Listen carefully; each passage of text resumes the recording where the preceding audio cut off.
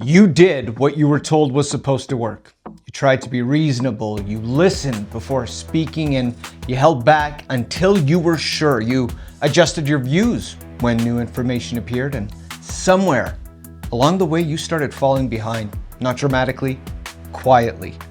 People who spoke first moved faster. The people who sounded certain got rewarded, and the people who didn't wait for permission, they advanced. And if you're honest, it doesn't just feel confusing. It feels like you followed the rules and the rules stopped applying. That creates a very specific reaction. It's not rage, it's not bitterness.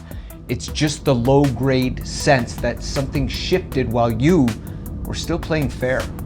What makes it harder to dismiss is that you weren't wrong. You were informed, you were careful, you were thoughtful, but thoughtfulness stopped converting into leverage. This isn't a story about bad actors winning. It's a story about incentives changing. And until we understand why being reasonable now costs you, it costs you ground, socially, professionally, reputationally, that sense of being cheated, it just doesn't resolve. It simply goes underground. The problem isn't that truth disappeared, it's that the cost of knowing exploded. Truth used to have leverage because it was scarce. You could check, refine, and still arrive before the moment had passed, but that relationship has inverted. Today, information is abundant, it's unstable, and it's adversarial. Every domain, health, economics, politics, culture, technology, it arrives with competing claims, experts arguing with other experts, and evidence that reverses itself. Even when something is knowable, it rarely feels like it's actually settled. Truth-seeking no longer feels like a one-time investment. It feels like ongoing maintenance. Think about a group chat after a breaking news story. You read one article, you feel informed. Then 5 minutes later, someone posts a correction, another link, a counterclaim. By the time you've caught up, the conversation has already moved on. Being right didn't help. Being fast is what did. You aren't expected to understand something once anymore and move on. You're expected to keep checking, keep updating, keep revising while staying provisional and open-ended. And this shift matters because it quietly changes the meaning of intelligence. Intelligence used to mean depth, the ability to hold complexity over time.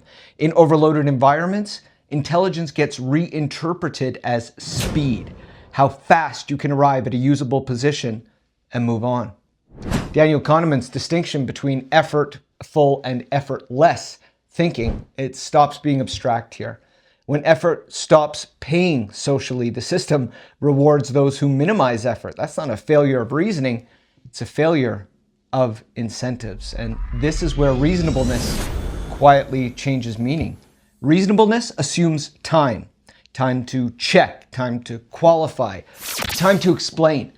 What's being punished here isn't care or accuracy, it's visible hesitation in environments that reward speed. But accelerated environments, they don't reward any of that diligence.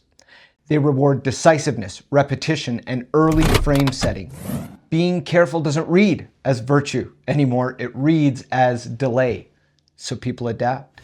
They stop finishing thoughts, they stop holding beliefs firmly, they carry provisional ideas just long enough to function, and that isn't ignorance, it's triage. And it's the first moment where being reasonable turns from an asset into a liability. There's a second mistake that sneaks in here. When reasonableness stops paying, people start confusing it with moderation. They assume that being careful means taking the middle position, not because evidence points there, but because it feels safer than committing to one side or the other. That is the centrism fallacy.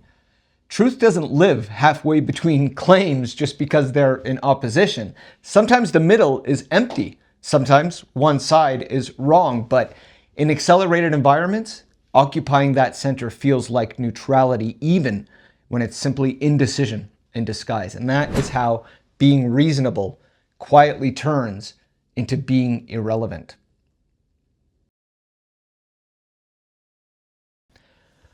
Once private judgment becomes expensive, people start borrowing.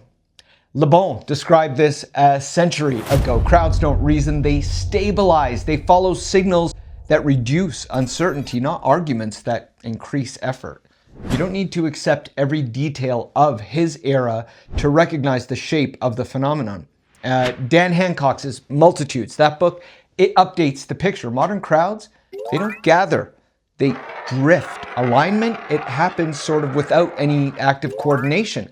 Confidence spreads because it's easy to repeat, not because it's correct. Confidence doesn't generate power on its own, but power reliably expresses itself as confidence. This is why the two often get confused. But this is where Le Bon and Paul Fussell, the author of Class, this is where they intersect. Fussell's work on status makes the social penalty visible. In status-sensitive environments, hesitation signals low rank. Confidence signals ease, and ease signals authority.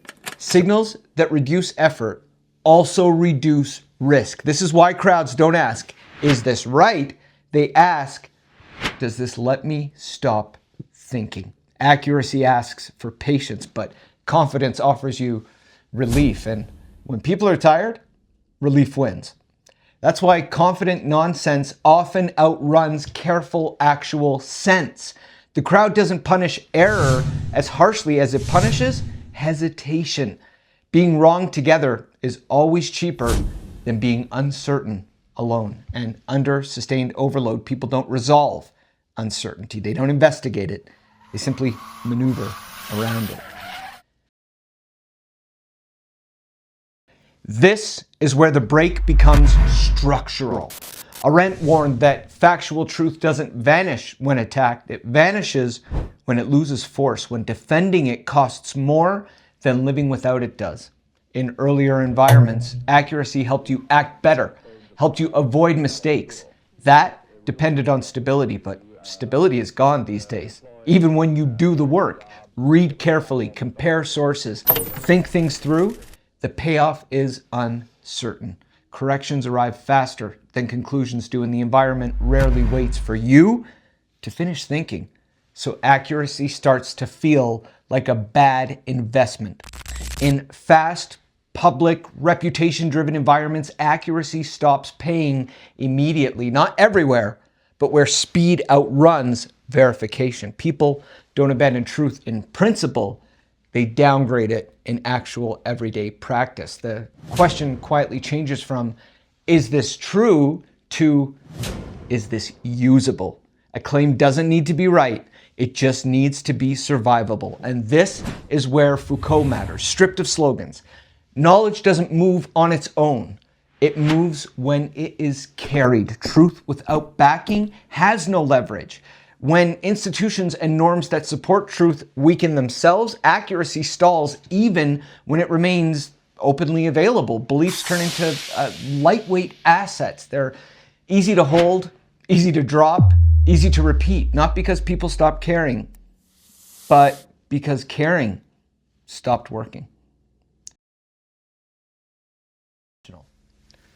Once truth loses force, reality itself softens. It doesn't disappear, but its feedback gets delayed, mediated, or socially cushioned. Not because facts disappear, but because consequences detach.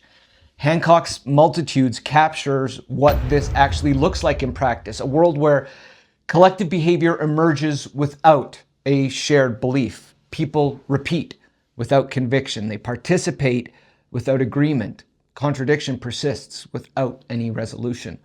Reality becomes negotiable, accuracy becomes situational, and error, it becomes comfortable. This isn't chaos, it's convenience. And convenience beats truth every time when nothing is there to enforce the difference. That's the final betrayal. You can be wrong for a long time now, and nothing pushes back hard enough to force correction. Here's how to stay oriented. This isn't an endorsement of how the system works. It's a guide for surviving it. Once you actually see how the environment works, the question isn't whether to keep being reasonable, it's where it works to still be reasonable. Trying to be accurate about everything is no longer viable. Accuracy has to be selective. You decide in advance which domains deserve deep attention, the ones that actually affect your life, and you stop spending cognitive energy everywhere else. How you speak matters too. Being reasonable doesn't mean leading with caveats. It means containing uncertainty. You state what you see plainly. Then you mark the boundary without dissolving the signal.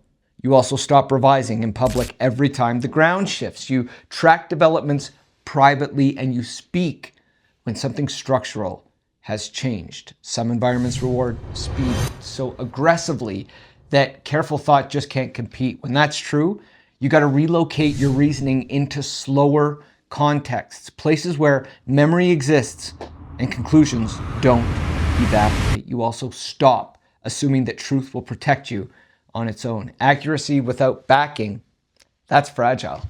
Facts need protection. They need carriers, reputation, trust, alliances. Finally, you become deliberate about participation. You evaluate arenas before you enter them. If engagement has a negative return, you disengage cleanly. If it has a positive return, you enter with limits, but you stop spending reasonableness everywhere. You deploy it where it still works. That's not giving up on thinking. It's learning how to think under modern conditions. You know, you weren't slow. You weren't naive. You weren't wrong. You were just playing by rules that stopped protecting you. Truth got expensive. Confidence got cheap, and the crowd learned to move faster than it thought. The advantage now belongs to people to understand the terrain, the people who know where truth compounds and where it bleeds, the people who choose their arenas deliberately, who let the crowd rush past while they place themselves where thinking still has leverage. That isn't optimism. It's fluency. And once you have it, the feeling of being cheated disappears because you finally understand the game that you're actually in.